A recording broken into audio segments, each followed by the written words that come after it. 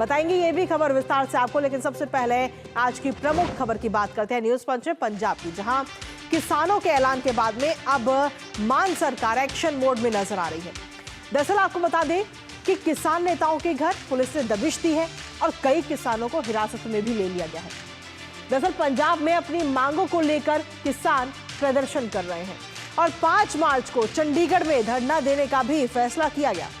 बीते कल की अगर हम बात करें तो किसानों और मुख्यमंत्री भगवंत मान के बीच बैठक हुई, जिसमें तीखी बहस हो गई और इसके बाद मुख्यमंत्री संयुक्त किसान मोर्चा के नेताओं के साथ जो ये बैठक चल रही थी, उस बैठक को बीच में ही छोड़कर बाहर चले गए। कुल मिलाकर अगर देखें तो ये नाराजगी अब और भी बढ़ती जा रही है। भगवंत मान की नाराजगी के बाद किसानों पर ये एक्शन लिया जा रहा है। करेंगे बात इसको लेकर, लेकिन साथ ही आपको बताएंगे अलग अलग प्रतिक्रिया, और उससे पहले एक नजर खबर से जुड़े हुए कुछ अहम बिंदुओं पर। तो पंजाब सरकार और किसानों के बीच सीधे तौर पर एक टकराव देखने को मिल रहा है। चंडीगढ़ में प्रदर्शन से पहले किसानों पर यह एक्शन लिया गया है। कल से प्रदर्शन शुरू होना है, यानी कि 5 मार्च को चंडीगढ़ में किसानों की तरफ से धरना दिया जाना है, लेकिन उससे पहले ही कहीं ना कहीं सीधे तौर पर हम देखें तो हिरासत में किसानों को लिया जा रहा है। धरने से पहले पंजाब पुलिस की तरफ से ये बड़ा एक्शन लिया गया है और किसानों जो है उनके घर पर जाकर के दबिश दी जा रही है, उनको हिरासत में भी लिया जा रहा है। ये बड़ी कार्रवाई इस वक्त पंजाब में की जा रही है। कई सारे किसानों को हिरासत में लिया गया है और ऐसे में पंजाब में जब ये पूरा चीजें सामने आई तो इसको लेकर अलग अलग प्रतिक्रियाएं भी सामने आ रही है। कई किसान नेताओं के घरों पर दबिश दी गई है। हिरासत में कई सारे किसान नेता जो है उनको ले लिया गया है। बीते कल की अगर हम बात करें तो किसान और मुख्यमंत्री के बीच में एक बैठक हुई थी, लेकिन उस बैठक में कहीं ना कहीं कोई अहम फैसला नहीं ले पाए थे। इसके साथ ही बठिंडा में कई ठिकानों पर पुलिस की तरफ से छापेमारी की जा रही है। कई जगहों पर पुलिस की कार्रवाई का विरोध भी ऐसे में देखने को मिल रहा है। यानी कि पंजाब सरकार और किसान किस तरीके से आमने सामने है वो आपको बता रहे हैं। सीएम भगवंत मान की नाराजगी के बाद ये पूरा जो मामला है ये अब बड़ा बवाल बनता हुआ नजर आ रहा है। और दरअसल सीएम मान की तरफ से ये कहा गया था कि चक्का जाम करने से किसी भी चीज का कोई हल नहीं निकलेगा। ऐसे में किसानों की तरफ से क्या कुछ कहा जा रहा है, क्या कुछ प्रतिक्रियाएं हैं, एक बार वो आपको सुनाते हैं। पंजाब सरकार अब जुल्म कर रही है, तो हम समझते हैं ये किसान मजदूर लहर के ऊपर हमला है, ये सबके ऊपर हमला है, ये लोकतंत्र के ऊपर हमला है। आप देखिए पंजाब में इन्होंने मास्टरों को पीटा, सभी को, इस तरह से रोडवेज के मुलाजमों को पीटा, बिजली मुलाजमों को पीटा, ठेके वाले मुलाजमों को पीटा, किनको नहीं पीटा। ये जो बोल रहे हैं आपकी वजह से लोग तंग होते हैं, तो ये आप खुद बताएं ना, आपकी वजह से तंग नहीं है। आप तो बोलते थे हम लोग नया बदलाव लाएंगे, कौन सा बदलाव आ गया? मैं समझता हूं बिना वजह हर रोज लोगों को तंग परेशान करना, व्यापारियों को तंग परेशान करना, ये ठीक नहीं होता। तो उनकी जो जायज मांगे हैं उन पे तो हम हर रोज चर्चा करते हैं, हम तो बात करते हैं, मिलते हैं, उनसे बात होती रहती है। पर लेकिन मैं समझता हूँ अननेसेसरली जो है पंजाब को ऐसा माहौल ना बनाए जिससे मैं समझता हूँ पंजाब का जो कारोबार है प्रभावित हो, पंजाब के लोग प्रभावित हो। भगवंत मान साहब, पंजाब की आपदा की सरकार ने एमएसपी पर टॉप अप देने का वादा किया था, किसान कर्जा माफ करने का वादा किया था, कृषि इंफ्रास्ट्रक्चर एवं नए आधुनिक बीज किसानों को मुफ्त देने का वादा किया था। 36 महीने बीत गए। अब तो आपकी सरकार के जाने का समय आ गया। अब तो अपने वादे पूरे करें। पंजाब का किसान इंतजार कर रहा है कब ये वादे पूरे होंगे। और इसी पर ताजा अपडेट ले लेते हैं। हमारे साथ में जालंधर से हमारे संवाददाता गुरमीत सिंह इस वक्त जुड़े, सीधा उन्हीं का रुख करेंगे। गुरमीत, बीते कल जो किसानों के साथ में सीएम भगवंत मान की बैठक हुई, उस बैठक का कोई प्रॉपर सॉल्यूशन तो नहीं निकल पाया, लेकिन अब उसके बाद में किसानों के घर पर दबिश दी जा रही है, उनको हिरासत में लिया जा रहा है। क्या है इसके पीछे की पूरी कहानी? देखिए कृतिका, सबसे बड़ी बात यहां पर यह है कि ये जो अभी दोनों पक्षों में तनातनी हुई है और जो पुलिस ने अलग अलग जगह पर पंजाब में जाकर किसान के जो किसान नेता हैं उन्हें हिरासत में लिया है, ये तनातनी अब बढ़ने वाली है। क्योंकि अब से कुछ देर पहले मुख्यमंत्री चंडीगढ़ से कोई 5-10 किलोमीटर दूर खरड़ एक इलाका है, वहां पर तहसील का दौरा करने के लिए पहुंचे थे और उनसे जब मीडिया ने अब से कुछ देर पहले ही पूछा कि जो पंजाब में दबिश दी जा रही है उसके बारे में आप क्या कहना चाहेंगे, तो मुख्यमंत्री ने साफ तौर पर यह कहा है कि उनकी चुप्पी को यह ना समझा जाए कि वो कोई एक्शन नहीं ले सकते। अब इस बात से साफ अंदाजा लगाया जा सकता है कि अभी जो ये कन्फ्रंटेशन वाली स्थिति किसानों और पंजाब सरकार के बीच बनी हुई है, ये यहां पर नरमी जो है वो बिल्कुल भी नहीं आने वाली है। और जो ये कल जो कुछ भी हुआ है उसे लेकर पंजाब सरकार बिल्कुल सख्त मैसेज देना चाहती है, और उसके लिए अब जो कल ये धरना होना है, फिलहाल पंजाब में ज्यादातर जो बड़े किसान नेता हैं उन्हें हिरासत में लिया जा रहा है। इस क्रम में जो है बलबीर सिंह राजेवाल, रुलदू सिंह मानसा, उनके साथ जोगेंद्र सिंह उग्राहा और भी जो जगह जगह पर पटियाला से लेकर मानसा, बठिंडा और भी जगहों पर अलग अलग जगह पुलिस दबिश दे रही है, और जो भी किसान नेता हैं उन्हें रोका जा रहा है कि वो कल होने वाले इस धरने में शामिल ना हो पाए।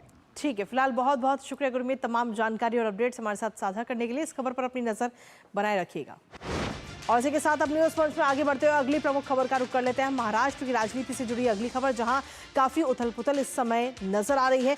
महाराष्ट्र सरकार में मंत्री धनंजय मुंडे ने अपने पद से इस्तीफा दे दिया, जिसे मुख्यमंत्री देवेंद्र फडणवीस ने स्वीकार भी कर लिया है।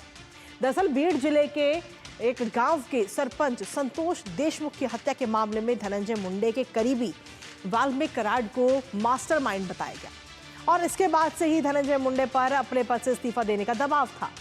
इस्तीफे के बाद धनंजय की प्रतिक्रिया भी सुख सामने आई है, और उनका कहना है कि उन्होंने तबीयत खराब होने के चलते ही इस्तीफा दिया है।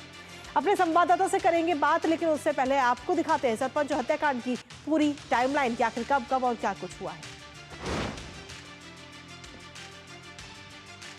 तो महाराष्ट्र में मंत्री धनंजय मुंडे का ये इस्तीफा इस वक्त सामने आया है। सरपंच हत्याकांड को लेकर इस्तीफे का दबाव उन पे पिछले कई दिनों से लगातार बना हुआ था, और मर्डर का आरोपी था धनंजय का करीबी, जिस पर यह पूरा मामला सामने आया। इस्तीफे पर धनंजय मुंडे की तरफ से अब प्रतिक्रिया भी सामने आ चुकी है, और उन्होंने सीधे तौर पर कहा है कि तबीयत खराब होने के चलते उन्होंने अपने पद से इस्तीफा दिया है। ये बात धनंजय मुंडे की तरफ से कही गई है, लेकिन अब उनके इस्तीफे देने के बाद में कहीं ना कहीं पूरा जो महाराष्ट्र की सियासत है वो काफी तेज होती हुई नजर आ रही है। सरपंच हत्याकांड में अभी तक क्या कुछ कब कब हुआ है, पूरी टाइमलाइन क्या है, एक बार उस पर भी नजर डाल लेते हैं।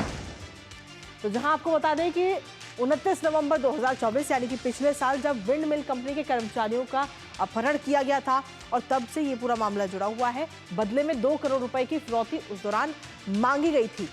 तो 2 करोड़ की फिरौती मांगी गई 29 नवंबर को अपहरण करने के बाद में, जिसके बाद सुदर्शन घुले पर सीधे तौर पर आरोप इस पूरे मामले को लेकर के लगाए गए थे।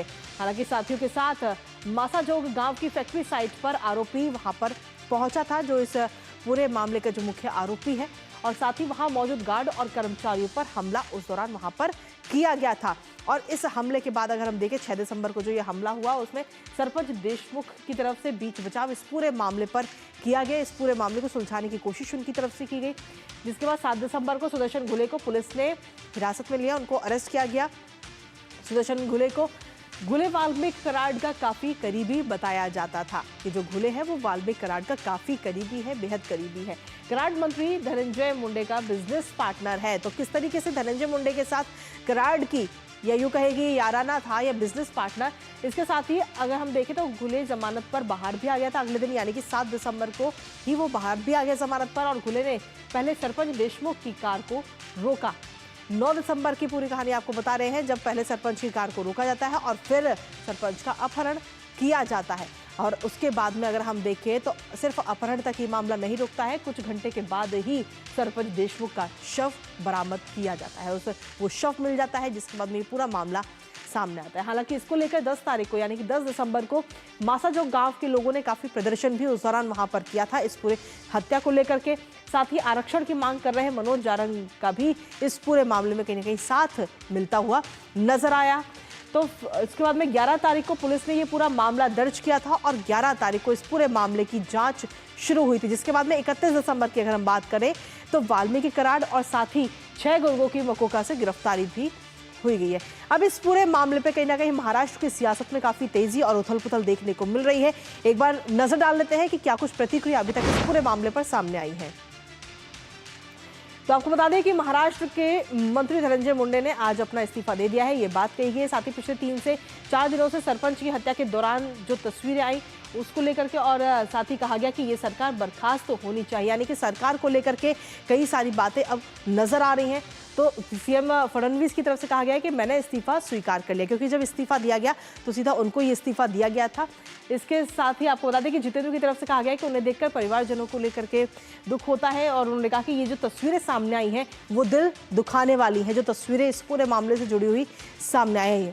इसके अलावा अगर हम देखें तो ये भी कहा जा रहा है कि सरकार बर्खास्त होने पर सरकार पर भी कई सारे सवाल खड़े हो रहे हैं, यानी कि जो किस तरीके से महाराष्ट्र की राजनीति में इस वक्त उथल पुथल मची हुई है वो हम आपको बता रहे हैं। इसके साथ ही हमारे साथ में हमारे सहयोगी भी इस वक्त जुड़ रहे हैं, सीधा उन्हीं का रुख करेंगे। शिशिर शेलार इस वक्त हमारे साथ जुड़ रहे हैं। शिशिर, क्या कुछ ताज़ा अपडेट है आपके पास में इस पूरे मामले को लेकर, क्योंकि महाराष्ट्र की सियासत में आज सुबह से ही उथल पुथल मची हुई है?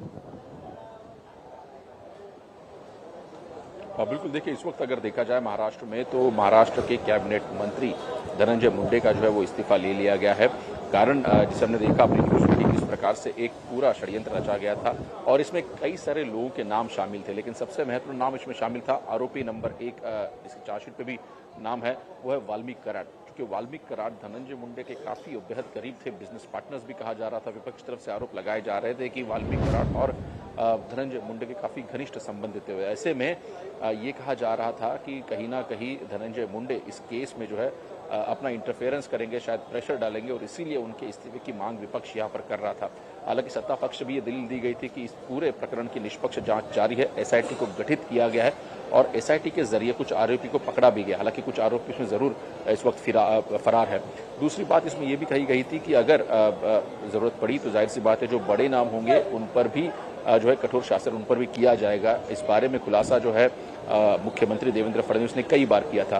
क्योंकि अब जिस प्रकार से हमने देखा कि कल से मीडिया में जो पिक्चर्स इस पूरे हत्याकांड के बारे में जो इमेजेस है वो सामने है, उसके बाद हमने देखा कि फिर से जो एक बार प्रेशर था वो धनंजय मुंडे पर बढ़ गया और उसके बाद हमने देखा कि धनंजय मुंडे ने जो है आज इस्तीफा दिया।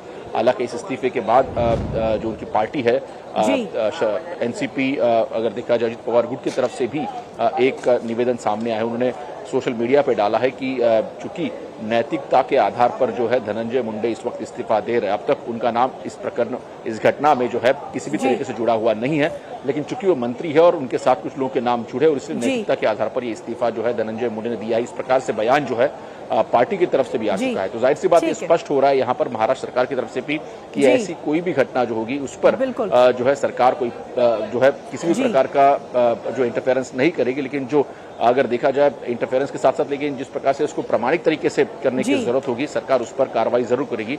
इससे बात स्पष्ट हो जाती है। फिलहाल देखना होगा कि इस पूरे मामले में आगे क्या कुछ कार्रवाई की जाएगी। फिलहाल बहुत बहुत शुक्रिया शिशिर, तमाम जानकारी और अपडेट्स हमारे साथ साझा करने के लिए। इसके साथ ही अगली महत्वपूर्ण खबर का रुख कर लेते हैं।